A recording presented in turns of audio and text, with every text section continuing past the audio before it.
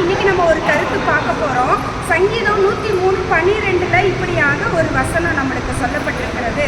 அது என்ன அப்படின்னு சொல்லி பார்த்தீங்கன்னா, எதை நம்மை விட்டு விலக்கினார் அப்படி என்று சொல்லி நம்ம இந்த இடத்துல நம்ம பார்க்குறோம். அப்போது எதை ஏசப்பா நம்ம விட்டு விலக்குறதுக்கு ஆசைப்படுறாங்க அப்படின்னு நீங்கள் பார்த்தீங்கன்னு சொன்னால், நான் உங்களுக்காக அந்த வேதத்தை நான் உங்களுக்கு வாசிக்கிறேன். நான் சங்கீதம் 103 சொல்லப்பட்டிருக்கிறது,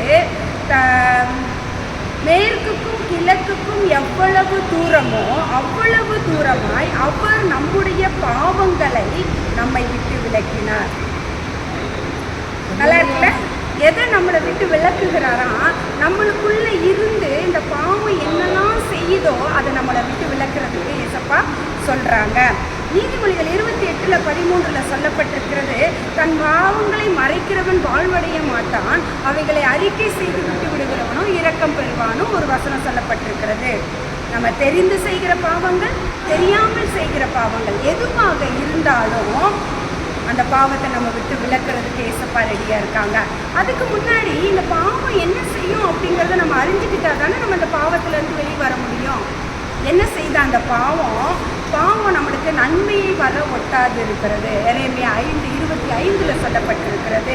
இன்னொன்று சொல்லப்பட்டிருக்க ஆதியாகமம் 4:6 நம்முடைய பாவம் வாசற்படியிலே படுத்திருக்குமா. அப்போது ஏசப்பா கிட்ட பாவம் செய்யாத மனுஷன் இல்லையேன்னு எரேமியால சொல்லப்பட்டிருக்கிறது. எல்லாரும் பாவம் செய்து தேவ மகிமையற்றவர்களாகி இருக்கிறோம்.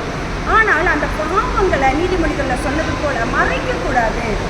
அதை அறிக்கையிட்டு விட்டு விடுகிறவனோ இரக்கம் பெறுவான்னு என்று சொல்லப்பட்டிருக்கிறது. அப்புறம் ஆண்டவரிடம் மறைக்காமல், அவருக்கு மறைவானது ஒன்றுமே இல்லை. மனுஷன் முகத்தை பார்த்து நம்ம ஏமாந்து போயிடும். ஆனால் இயேசுப்பா உள்ள இருதயத்தை பார்க்குறாங்க. என்ன பாவம் செஞ்சுட்டு நான் வந்து நிற்கிறேன் அப்படிங்கிறத பார்க்குறாங்க. அப்போ எந்த பாவமாக இருந்தாலும், அது சின்ன பாவமாக இருக்கலாம், பெரிய பாவமாக இருக்கலாம், எந்த பாவமாக இருந்தாலும் இன்றைக்கு தேவன் நம்மிடத்தில் எதிர்பார்க்கிறது அந்த பாவத்திலிருந்து மனம் திரும்பி நம்ம வெளியே வர வேண்டும் என்கிறது தான் விரும்புகிறார். அறிக்கை செய்யலாமா? ஏசப்பாவை போல நல்ல ஆண்டவர் யாரும் இல்லைங்க. அவர் உங்கள் பாவத்தை மன்னிக்க அவர் ரெடியாக இருக்கிறாரு. நீங்கள் உங்கள் பாவத்தை அறிக்கை செய்து விட்டு விட்டு ரெடியா? God bless you. தேங்க்யூ.